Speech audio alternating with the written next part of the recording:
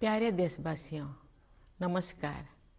74वें गणतंत्र दिवस की पूर्व संध्या पर देश और विदेश में रहने वाले आप सभी भारत के लोगों को मैं हार्दिक बधाई देती हूँ।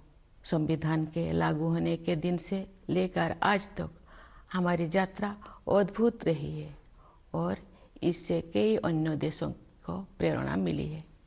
प्रत्येक नागरिक को भारत की गौरव गाथा पर गर्व का अनुभव होता है।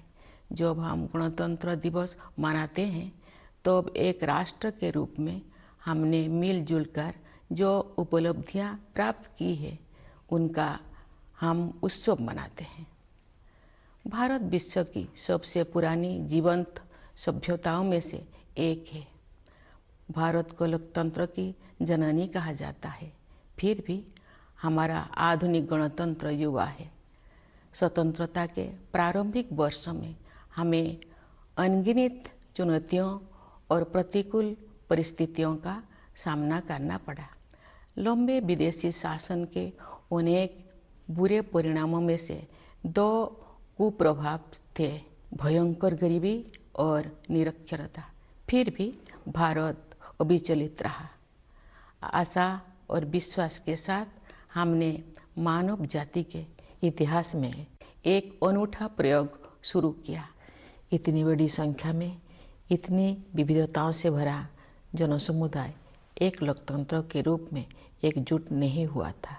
ऐसा हमने इस विश्वास के साथ किया कि हम सब एक ही हैं और हम सभी भारतीय हैं। इतने सारे पंथों और इतनी सारी भाषाओं ने हमें विभाजित नहीं किया है, बल्कि हमें जोड़ा है। इसलिए हम एक लोकतांत्रिक गणतंत्र के रूप में सफल हुए हैं। यही भारत का सार तत्व है। ये सार तत्व संविधान के केंद्र में रहा है और समय की कसौटी पर खरा उतरा है। स्वतंत्रता संग्राम के आदर्शों के अनुरूप हमारा गणतंत्र को आधार देने वाला संविधान बना। महात्मा गांधी के नेतृत्व में राष्ट्रीय आंदोलन का उद्देश्य स्वतंत्रता प्राप्त करना भी था और भारतीय आदर्शों को फिर से स्थापित करना भी था। उन दशकों के संघर्ष और बलिदान ने हमें न केवल विदेशी शासन से बल्कि थोपे गए मूल्यों और संकीर्ण विश्व दृष्टिकोण से भी आज़ादी दिलाने में मदद की। शांति, बंधुता और समानता के हमारे सदियों पुराने मूल्यों को फिर से अपनाने में क्रांतिकारियों और सुधारकों ने दूरदर्शी और आदर्शवादी विभूतियों के साथ मिलकर काम किया। जिन लोगों ने आधुनिक भारतीय चिंतन धारा को प्रवाह दिया, उन्होंने आन भद्राः कर्तव्यन्तु विश्वतः, अर्थात हमारे पास सभी दिशाओं से अच्छे विचार आए कि वैदिक उपदेश के अनुसार प्रगतिशील विचारों का भी स्वागत किया। लंबे और गहन विचार मंथन के परिणाम स्वरूप हमारे संविधान की संरचना हुई। हमारा ये बुनियादी दस्तावेज दुनिया की सबसे प्राचीन जीवंत सभ्यता के मानवतावादी दर्शन के साथ साथ आधुनिक विचारों से भी प्रेरित है। हमारा देश बाबा साहेब भीमराव अंबेडकर का सदैव ऋणी रहेगा, जिन्होंने प्रारूप समिति की अध्यक्षता की और संविधान को अंतिम रूप देने में महत्वपूर्ण भूमिका निभाई। आज के दिन हमें संविधान का प्रारंभिक मसौदा तैयार करने वाले विधिवेत्ता श्री BN राव तथा अन्य विशेषज्ञों और अधिकारियों को भी स्मरण करना चाहिए, जिन्होंने संविधान निर्माण में सहायता की थी। हमें इस बात का गर्व है कि उस संविधान सभा के सदस्यों ने भारत के सभी क्षेत्रों और समुदायों का प्रतिनिधित्व किया। संविधान निर्माण में सभा की 15 महिला सदस्यों ने भी योगदान दिया। संविधान में निहित आदर्शों ने निरंतर हमारे गणतंत्र को राह दिखाई है। इस अवधि के दौरान भारत एक गरीब और निरक्षर राष्ट्र की स्थिति से आगे बढ़ते हुए विश्व मंच पर एक आत्मविश्वास से भरे राष्ट्र का स्थान ले चुका है। संविधान निर्माताओं की सामूहिक बुद्धिमत्ता से मिली मार्गदर्शन की बिना प्रगति संभव नहीं थी। बाबा साहेब आम्बेडकर और अन्य विभूतियों ने हमें एक मानचित्र तथा एक नैतिक आधार प्रदान किया। उस राह पर चलने की जिम्मेदारी हम सब की है। हम काफी हद तक उनकी उम्मीदों पर खरे उतरे भी हैं, लेकिन हम ये महसूस करते हैं कि गांधी जी के सर्वोदय की आदर्शों को प्राप्त करना अर्थात सभी का उत्थान किया जाना अभी बाकी है। फिर भी हमने सभी क्षेत्रों में उत्साहजनक प्रगति हासिल की है। प्यारे देशवासियों, सर्वोदय के हमारे मिशन में आर्थिक मंच पर हुई प्रगति सबसे अधिक उत्साहजनक रही है। पिछले साल भारत दुनिया की 5वीं सबसे बड़ी अर्थव्यवस्था बन गया। ये उल्लेख करना जरूरी है कि ये उपलब्धि आर्थिक अनिश्चितता से भरी वैश्विक पृष्ठभूमि में प्राप्त की गई है। वैश्विक महामारी चौथे वर्ष में प्रवेश कर चुकी है और दुनिया के अधिकांश हिस्सों में आर्थिक विकास पर इसका प्रभाव पड़ रहा है। शुरुआती दौर में कोविड-19 से भारत की अर्थव्यवस्था को भी काफी क्षति पहुंची।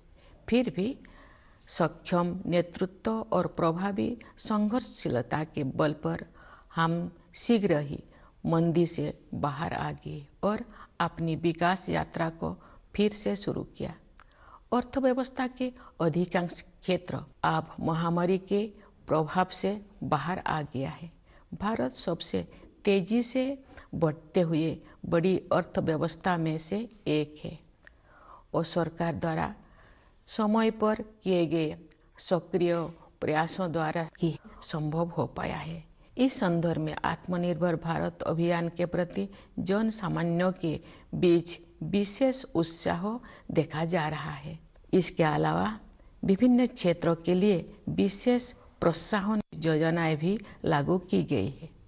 ये बड़े ही संतोष के विषय है कि जो लोग हाशिए पर रह गए थे उनका भी योजनाओं और कार्यक्रम में समावेश किया गया है तथा कठिनाई में उनकी मदद की गई है।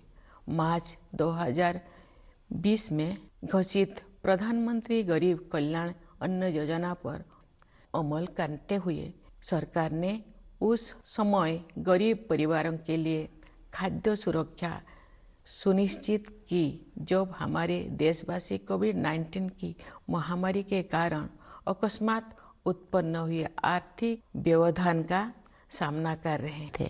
इस सहायता की वजह से किसी को भी खाली पेट नहीं सोना पड़ा। गरीब परिवारों के हित को सर्वोपरि रखते हुए इस योजना की अवधि को बार बार बढ़ाया गया तथा लगभग 81 करोड़ देशवासी लाभान्वित होते रहे। इस सहायता को आगे बढ़ाते हुए सरकार ने घोषणा की है कि वर्ष 2023 के दौरान भी लाभार्थियों को उनका मासिक राशन मुफ्त में मिलेगा। इस ऐतिहासिक कदम से सरकार ने कमजोर वर्गों को आर्थिक विकास में शामिल करने के साथ साथ उनकी देखभाल की जिम्मेदारी भी ली है। हमारे अर्थव्यवस्था का आधार सुदृढ़ होने के कारण हम उपयोगी प्रयासों का सिलसिला शुरू करने और उसे आगे बढ़ाने में सक्षम हो सके। हमारा अंतिम लक्ष्य एक ऐसा वातावरण बनाना है जिससे सभी नागरिक व्यक्तिगत और सामूहिक रूप से अपनी वास्तविक क्षमताओं का पूरा उपयोग करें और उनका जीवन फले फूले। इस उद्देश्य की प्राप्ति के लिए शिक्षा ही आधारशिला तैयार करती है। इसीलिए राष्ट्रीय शिक्षा नीति में महत्वाकांक्षी परिवर्तन किए गए हैं। शिक्षा के दो प्रमुख उद्देश्य कहे जा सकते हैं। पहले आर्थिक और सामाजिक सशक्तिकरण और दूसरा सत्य की खोज। राष्ट्रीय शिक्षा नीति इन दोनों लक्ष्यों को प्राप्त करने का मार्ग प्रशस्त करती है। यह नीति शिक्षार्थियों को 21वीं सदी की चुनौतियों के लिए तैयार करते हुए हमारी सभ्यता पर आधारित ज्ञान को समकालीन जीवन के लिए प्रासंगिक बनाती है। इस नीति में शिक्षा प्रक्रिया को विस्तार और गहराई प्रदान करने के लिए प्रौद्योगिकी की महत्वपूर्ण भूमिका को रेखांकित किया गया है।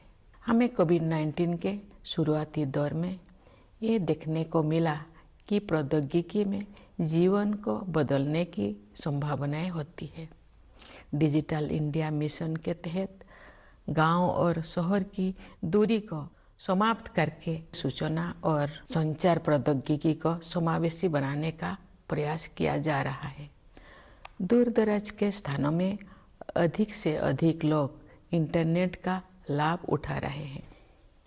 बुनियादी ढांचे में हुए विस्तार की सहायता से सरकार द्वारा उपलब्ध कराए जा रहे विभिन्न प्रकार की सेवाएं लोगों को प्राप्त हो रहा है। हम विज्ञान और प्रौद्योगिकी के क्षेत्र में अपनी उपलब्धियों पर गर्व का अनुभव कर सकते हैं। अंतरिक्ष प्रौद्योगिकी के क्षेत्र में भारत गिने चुने अग्रणी देशों में से एक रहा है। इस क्षेत्र में काफी समय से लंबित सुधार किए जा रहा है और अब निजी उद्यमों को इस विकास यात्रा में शामिल होने के लिए आमंत्रित किया गया है। भारतीय अंतरिक्ष यात्रियों को ले जाने के लिए गगनयान कार्यक्रम प्रगति पर है। ये भारत की पहली मानवयुक्त अंतरिक्ष उड़ान होगी। हम सितारों तक पहुंचकर भी अपने पांव जमीन पर रखते हैं। भारत का मंगल मिशन असाधारण महिलाओं की एक टीम द्वारा संचालित किया गया था और अन्य क्षेत्रों में भी बहनों और बेटियां आप पीछे नहीं है। महिला सशक्तिकरण तथा महिला और पुरुष के बीच समानता अब केवल नारे नहीं रह गए हैं। हमने हाल के वर्षों में इन आदर्शों तक पहुंचने की दिशा में काफी प्रगति की है। बेटी बचाओ बेटी पढ़ाओ अभियान में लोगों की भागीदारी के बल पर हर कार्य क्षेत्र में महिलाओं का प्रतिनिधित्व बढ़ रहा है। राज्य की अपनी यात्राओं, शिक्षण संस्थानों के कार्यक्रमों और प्रोफेशनल्स के विभिन्न प्रतिनिधि मंडलों से मिलने के दौरान मैं युवतियों के आत्मविश्वास से बहुत प्रभावित होती हूँ। मेरे मन में कोई संदेह नहीं है कि महिलाओं की आने वाले काल के भारत को स्वरूप देने के लिए अधिकतम योगदान देंगे। यदि आधी आबादी को राष्ट्र निर्माण में अपनी श्रेष्ठतम क्षमता के अनुसार योगदान करने की अवसर दिया जाए तथा उन्हें प्रोत्साहित किया जाए तो ऐसे कौन सा चमत्कार है जो नहीं किया जा सकता है। सशक्तिकरण की यही दृष्टि अनुसूचित जातियों और अनुसूचित जनजातियों सहित कमजोर वर्गों के लोगों के लिए सरकार की कार्यप्रणाली का मार्गदर्शन करती है। वास्तव में हमारा उद्देश्य न केवल उन लोगों के जीवन की बाधाओं को दूर करना और उनके विकास में मदद करना बल्कि उन समुदाय से सीखना भी है। विशेष रूप से जनजातीय समुदाय के लोग पर्यावरण की रक्षा से लेकर समाज को और अधिक एकजुट बनाने तक कई क्षेत्रों में सीख दे सकते हैं।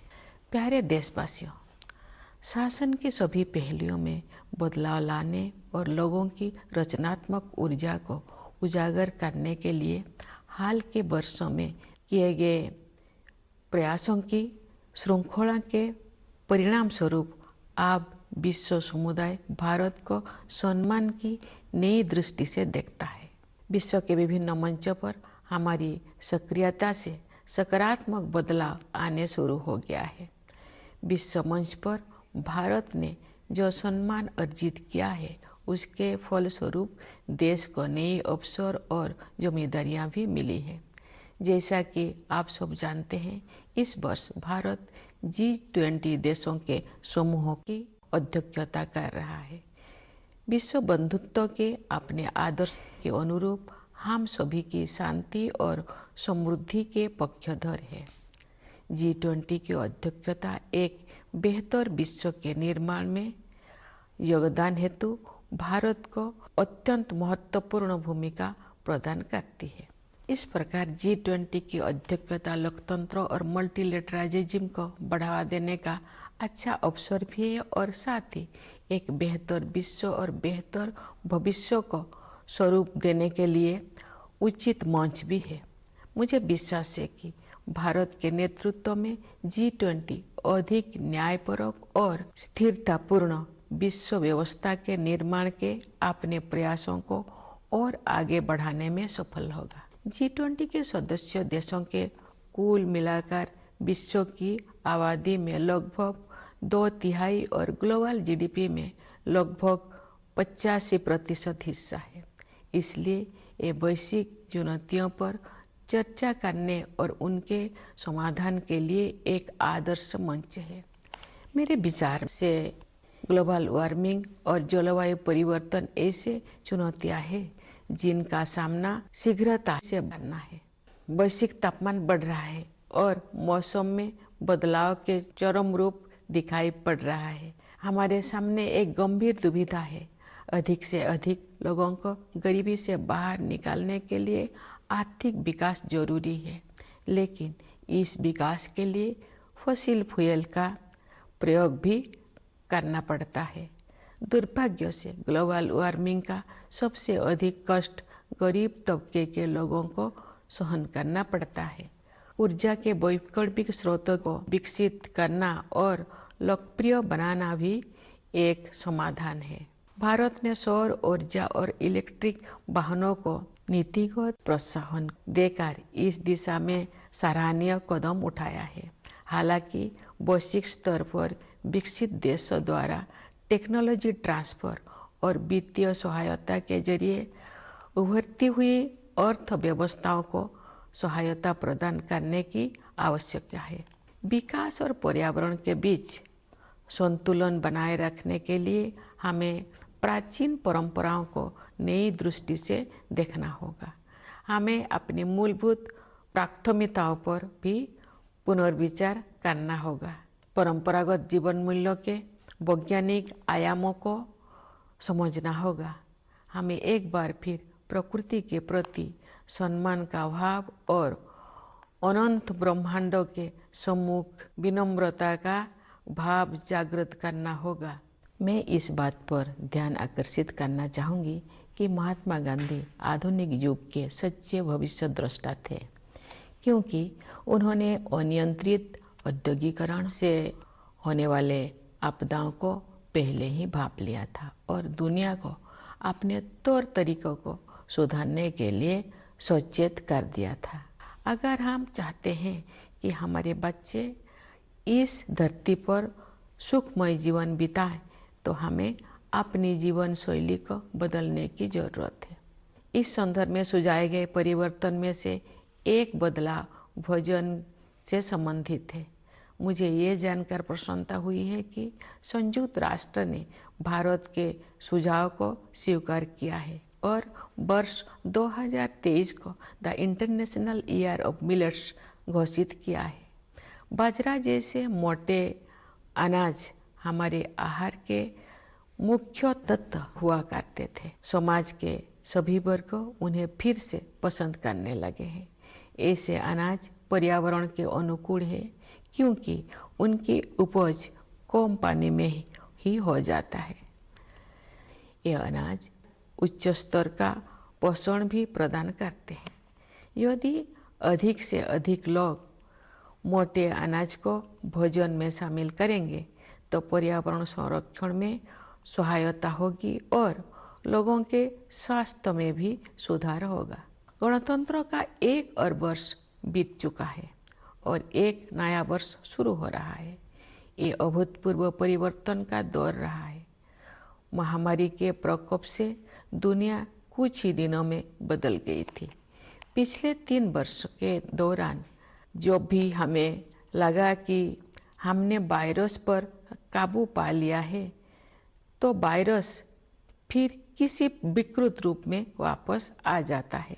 लेकिन अब इससे घबराने का कोई जरूरत नहीं है, क्योंकि हमने ये समझ लिया है कि हमारा नेतृत्व, हमारे वैज्ञानिक और डॉक्टर, हमारे प्रशासक और कोरोना योद्धा किसी भी स्थिति से निपटने के लिए हर संभव प्रयास करेंगे। साथ ही हमने ये भी सीखा है कि हम अपनी सुरक्षा में कमी नहीं आने देंगे और सतर्क भी रहेंगे। प्यारे देशवासियों, विभिन्न क्षेत्रों में कार्यरत कई पीढ़ियों के लोग हमारे गणतंत्र की अब तक की विकास गाथा में अमूल्य योगदान के लिए प्रशंसा के पात्र है। मैं किसानों, मजदूरों, वैज्ञानिकों और इंजीनियरों की भूमिकाओं की सराहना करती हूँ, जिसकी सामूहिक शक्ति हमारे देश को जय जवान, जय किसान, जय विज्ञान, जय अनुसंधान की भावना के अनुरूप आगे बढ़ने में सक्षम बनाती है। मैं देश की प्रगति में योगदान देने वाले प्रत्येक नागरिक की सराहना करती हूँ। भारत की संस्कृति और सभ्यता के अग्रदूत प्रवासी भारतीयों का भी मैं अभिवादन करती हूँ। इस अवसर पर मैं उन बहादुर जवानों की विशेष रूप से सराहना करती हूँ जो हमारी सीमाओं की रक्षा करते हैं और किसी भी त्याग तथा बलिदान के लिए सदैव तैयार रहते हैं। देशवासियों को आंतरिक सुरक्षा प्रदान करने वाले समस्त अर्धसैनिक बलों तथा पुलिस बलों के बहादुर जवानों की भी मैं सराहना करती हूँ। हमारी सेनाओं, अर्धसैनिक बलों तथा पुलिस बलों के जिन वीरों ने कर्तव्य निभाते हुए अपने प्राणों की आहुति दी है, उन सबको मैं सादर नमन करती हूँ। मैं सभी प्यारे बच्चों को उनके उज्जवल भविष्य के लिए हृदय से आशीर्वाद देती हूँ। आप सभी देशवासियों के लिए एक बार फिर मैं गणतंत्र दिवस की हार्दिक शुभकामनाएं व्यक्त करती हूँ। धन्यवाद। जय हिंद, जय भारत।